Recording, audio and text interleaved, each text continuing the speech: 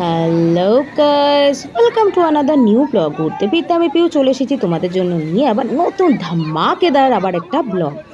আমি রিসেন্টলি গিয়েছিলাম পুরী, তোমরা সবাই জানো, কিন্তু পুরীর সমুদ্রের যে আকর্ষণটা, যে সৌন্দর্যটা, সেটা আমি তোমাদের সাথে কিন্তু শেয়ার করে উঠতে পারিনি। আজকে সেই ভিডিওটাই তোমাদের সামনে নিয়ে এসেছি। আমি যেহেতু রথযাত্রার সময় পুরীতে গিয়েছিলাম, সেখানে এই রথযাত্রার সময় এত দর্শনার্থী ভিড় ছিল, সমুদ্র সৈকতটা উপচে পড়ছিল ভিড়। তার সাথে ছিল কিন্তু এই যে উট উঠে চড়ার ইচ্ছে আমার অনেক দিনের ছিল। তো মানে উঠে চড়তে পারবো এই ব্যাপারে কিন্তু আমার একদম কনফিডেন্স ছিল না। তো আমি যাদের সাথে গিয়েছিলাম তারা একদম সাহস নিয়ে বললো, হ্যাঁ হ্যাঁ উঠতে পারবেন, উঠে পড়ুন। একবার উঠে রাউন্ড দিয়ে দেখুন তো গোটা পুরীটাকে দেখতে কেমন লাগে। সত্যি উঠে রাউন্ড দিয়ে কিন্তু পুরীর সৌন্দর্যটা একদম অন্যরকম লাগছিল। সবথেকে সুন্দর লাগছিল এই যে বালির ছোট ছোট ঘর, ছোট ছোট বাচ্চারা বসে বসে বালি দিয়ে ঘর তৈরি করছিল, আর সমুদ্রের জল এসে সেগুলোকে ভাসিয়ে নিয়ে যাচ্ছিল। ছোটোবেলার এইরকম অনেক স্মৃতি কিন্তু আমাদের প্রত্যেকেরই মনে আছে কম বেশি। জোয়ার দেখছো জোয়ারের কতটা ফোর্স রয়েছে, মানে জলের তীব্রতা কতটা। আমরা যারা একটু দূরে বসেছিলাম সমুদ্র থেকে, তাদেরও কিন্তু সমুদ্রের জোয়ার এসে আমাদের কিন্তু সম্পূর্ণভাবে ভিজিয়ে নিয়ে গিয়েছিল। বেশ লাগছিল। বহু মানুষ, আর আমি যে এই যে বললাম একটু দূরে বসেছিলাম, কিন্তু সম্পূর্ণভাবে কিন্তু পুরীর সমুদ্রের ঢেউ উপলব্ধি করতে পেরেছি। ঢেউয়ের তীব্রতা সেনকে এতটাই বেশি ছিল যে বসার জায়গাগুলো কিন্তু ছাপিয়ে জল চলে আসছিল। আমি আবার মাঝে মাঝে কেরামতি করতে করতে একটু এগিয়ে যাচ্ছিলাম। মানে অনেক দিন আগে, বহু বছর আগে আমি কিন্তু পুরীতে বেড়াতে এসেছিলাম, তখন খুবই ছোট। সমুদ্রের কথা একটু একটু মনে পড়ে, সবটা নয়। তাই এবারে যখন গেলাম তখন ভাবলাম যে পায়ে হাতে মুখে সব জায়গায় ট্যান পড়ুক, কিন্তু সমুদ্রের জলে স্নানটা সেইভাবে করব যেন একদম আমার মানে কি বলবো, মাথাতে একদম স্মৃতিতে রন্ধ্রে রন্ধ্রে রয়ে যায়। তো সেই কারণে পুরোপুরিভাবে সমুদ্রের জলটাকে উপভোগ করছিলাম।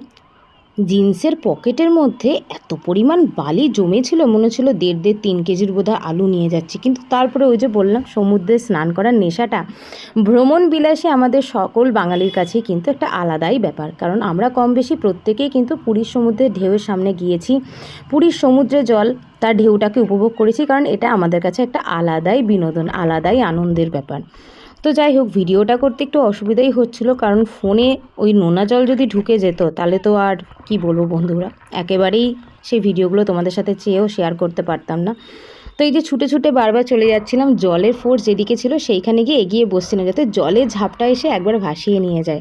সবটা তো তোমাদেরকে দেখাতে পারছি না, কারণ এমনও হয়েছে যে ক্যাপচার করতে গিয়ে মোবাইলে একেবারে ভেসে নিচের দিকে নেমে গিয়েছি। তো যাই হোক, মোবাইলটার কিছু হয়নি, প্রোটেকশান ছিল যে।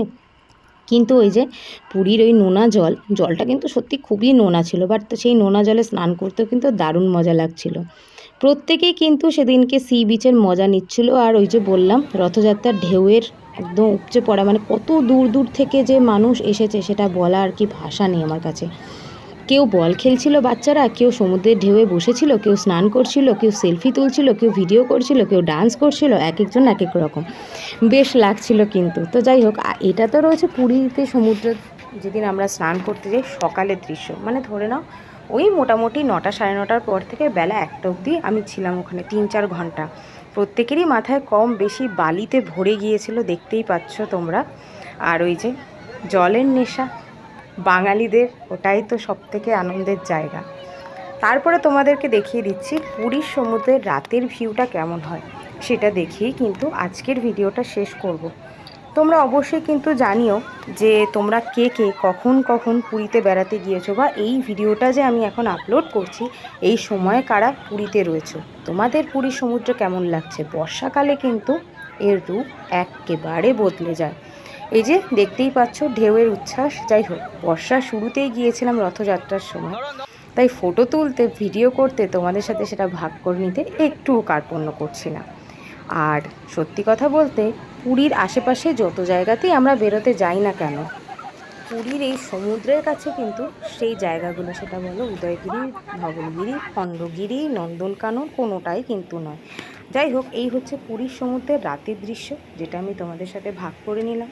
ভিডিওটা যদি তোমাদের একটুও ভালো লাগে বন্ধুরা, সবার সাথে ভাগ করে নিও। আর কমেন্টে জানিও কারা কারা এই সময় পুরীতে রয়েছো, আর এখন পুরীর কী অবস্থা।